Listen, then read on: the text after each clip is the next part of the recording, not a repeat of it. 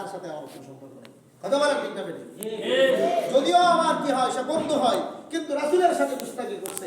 আমার বন্ধু কিন্তু ধর্মের বিরুদ্ধে কথা বলছে, আমার দোস্ত কিন্তু কোরআন আইনের বিরুদ্ধে কথা বলছে, তার সাথে আর কোনো বন্ধুত্ব নেই, তার সাথে কি নাই, আর কোনো খাতির নাই, আর কোনো দোস্তি নাই। মাঠে তার সাথে আমার লড়াই হলো। কোথায় লড়াই হলো? মাঠে। এটা কি বলে আল্লাহর জন্য বন্ধুত্বটা গড়া, আল্লাহর জন্য একজন একজন থেকে দূরে সরা, আল্লাহর জন্য সম্পর্ক রাখা, আল্লাহর জন্য সম্পর্ক চিহ্ন করা, দুশমনে আদাওয়াতে রাখা। যদি এমন শ্রেণীর মানুষ আপনি হইতে পারি, কালকে আমাদের ময়দানে পেরেশানির দিনে আল্লাহ তাআলা মুক্ত করে আমাদেরকে জান্নাতে পৌঁছায় দিবেন। সুবহানাল্লাহ।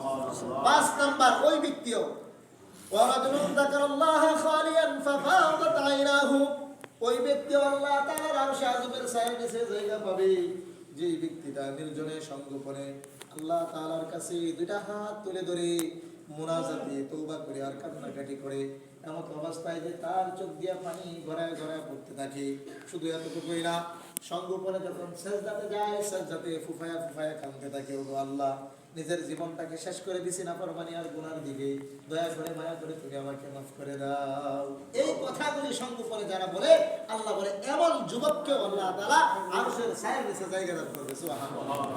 6 নাম্বার ওই ব্যক্তি কাল কিয়ামতের ময়দানে আরশের নিচে জায়গা পাবে যে ব্যক্তি রাজুলুন দাআতহু ইমরাতুন যাতা হাসাবিন ওয়া জামালিন ফাকালা ইন্নী আখাফুল্লাহ, ওই ব্যক্তি যাকে সুন্দরী কোন রমণী, সুন্দরী কোন নারী, যেই নারীটার বংশ মর্যাদাও ভালো, বংশমালা গোষ্ঠীমালা সহায় সম্পত্তিও আছে, এমন কোন নারী যদি তাকে পরকীয়ার দিকে অথবা তাকে খারাপ কাজের দিকে আহ্বান করে, এমন অবস্থায় যুবকে বলে ইন্নী আখাফুল্লাহ, না, সম্ভব না, কিনা সম্ভব না, আমি আল্লাহকে ভয় করি, এই কাজে অংশগ্রহণ করলে আল্লাহ আমার ছাড়তো, আল্লাহ কি করতো না। 7 নাম্বার ওই ব্যক্তি ওয়ারাজুলুন তাসাদ্দাকা বিসাদাকাতিন ফাখফাহা, ওই যুবক, ওই বৃদ্ধ, ওই মুমিন বান্দার বান্দি যারা কি আল্লাহ রাস্তায় দান করে, দান করার নমুনাটা হলো এমন হাত্তা লা তা'লামু শিমালুহু মা তুনফিকু ইয়ামিনু, তার ডান হাতে কি দান করলো আল্লাহ রাস্তায়, বাম হাত জানে। তার মানে কি পকেটে আছে, দান করার সময় এসে দিয়ে দিচ্ছে, দান করার সময় এসে দিয়ে দিচ্ছে, হিসাব নাই, বিগাইরি হিসাব আল্লাহ রাস্তায় দান করলো গোপনে নির্জন, এই দানবীর ব্যক্তিকে আল্লাহ তাআলা আরশের ছায়ার নিচে জায়গা দান করবেন।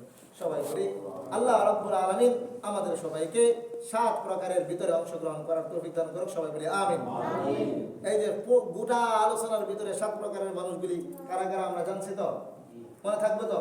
অত্যন্ত চিল্লায় গলা ফাটায় দিয়েছি, আস্তে আস্তে কই মনে রাখেন।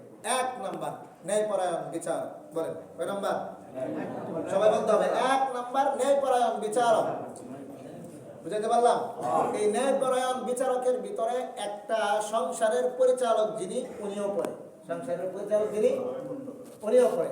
একটা মহল্লার মধ্যে দেন দরবার হইলে যে ব্যক্তি বিচার করে, এই ব্যক্তিরাও পড়ে।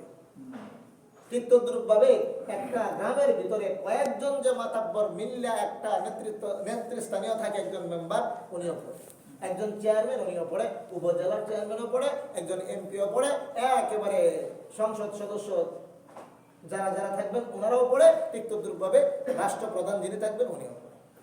কোনো লোক বাদ নাই, কোনো লোক কি নাই, বাদ নাই।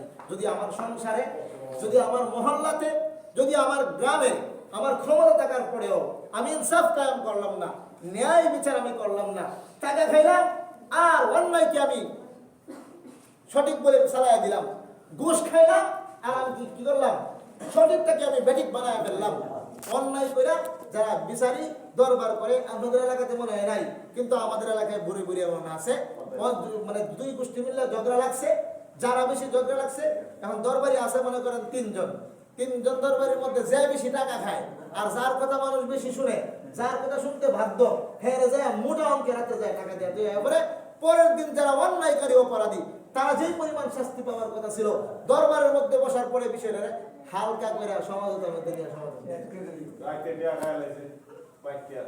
এই যে এমন একটা কাজ যারা করে, এদের দ্বারা কি ন্যায় বিচার হইলো? আমার প্রতি জুলুম করলো, এখন আমি তো কি, আমি হুজুর মানুষ, আমি গেলাম না কোনো দরবারে 1 টাকা দিতে, কিন্তু আমার প্রতিপক্ষ যিনি আছে উনি তো আর হুজুর না, গিয়া দিয়া হয়েছে 5,000 টাকা মাস। 3 দরবারে মিললে 5,000 টাকা দিতে হয়েছে, অথবা 3 দরবারে 10,000 টাকা মিললে দিতে হয়েছে। পরের দিন দরবারটা করলে কি করব?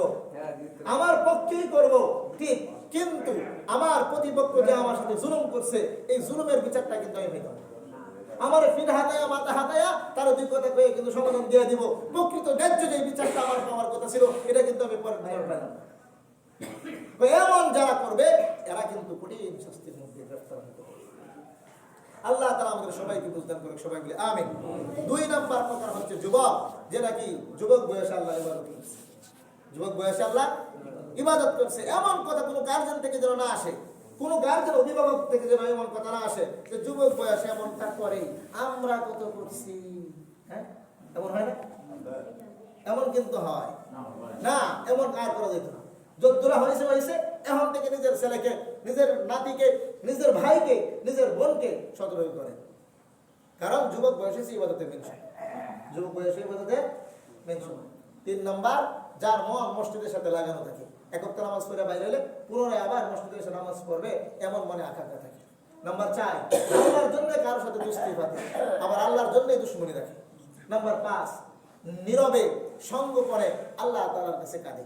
নাম্বার 6, একজন যুবক তাকে খারাপ কাজের দিকে, সুন্দরী এবং বংশীয় মর্যাদা ভালো এমন মেয়ে তাকে খারাপ কাজের প্রস্তাব দিলে সে রাজি হয় না, বলে আল্লাহকে ভয় পায় না।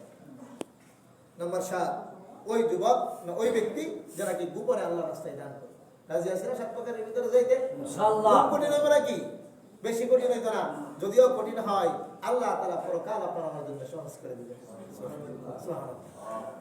এই কথাটা বলে শেষ করে দিয়েছি। কিতাবের মধ্যে লেখছে, কোন একজন যুবক একটা গুনাহের মুহূর্ত তার সামনে, এই গুনাহ থেকে তার মনটাকে, তার চোখটাকে বাঁচাইতে অনেক কষ্ট হয়, বাঁচাইতে অনেক কষ্ট হয়। এরপরেও শত কষ্ট মনের ভিতরে নিয়েও গুনাহ থেকে যুবকটা বাঁচিয়ে দিল। কিতাবের মধ্যে লেখে, আল্লাহ তাআলার পক্ষ থেকে তার অন্তরে এমন একটা স্বাদ, এমন একটা আনন্দ আর এমন একটা মজা ঢেলে দিব, গোটা পৃথিবী একদিকে করলেও এই আনন্দের সমপরিমাণ হবে না। সুবহানাল্লাহ। এই জন্য বলতেছি, আমরা গুনাহ থেকে বাইসা দেখি, আল্লাহ আমাদেরকে আনন্দ দেয় কি দেয়? আমরা খারাপ কাজ থেকে বিরত হয়ে দেখি, আল্লাহ তাআলা আমাদেরকে আনন্দ দেয় কি দেয়? নামাজ যারা পড়ি না, মনে হয় যে আমাদের নামাজ পড়লে কষ্ট হয়। আমি নামাজটা পড়ে দেখি, দেখেন না, আজকে থেকে নামাজটা পড়ে দেখেন, 5 ওয়াক্ত নামাজ। যদি অন্তরে শান্তি না লাগে, আল্লাহর জন্য নামাজটা পড়েন। যদি অন্তরে শান্তি না লাগে, তাহলে নামাজ পড়ে কি করতে? যদি শান্তি পান, তাহলে নামাজ পড়িয়ে। আল্লাহ তাআলার পক্ষ থেকে ওয়াদা, নামাজ পড়লে আল্লাহ তাআলা শান্তি দেবেন। নামাজ পড়লে আল্লাহ তাআলা কি করবেন? শান্তি দেবেন।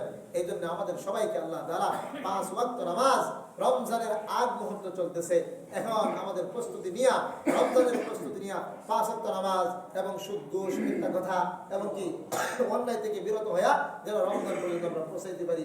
আল্লাহ সবাই বলি আমিন। সুবহানাল্লাহি বিহামদিহি, সুবহানাকাল্লাহুম্মা বিহামদিকা, আশহাদু আল্লা ইলাহা ইল্লা আনতা, আস্তাগফিরুকা ওয়া আতুবু ইলাইক। আমরা যারা সুন্নাত পড়াই, আমরা তোমার সারা কাজ করি।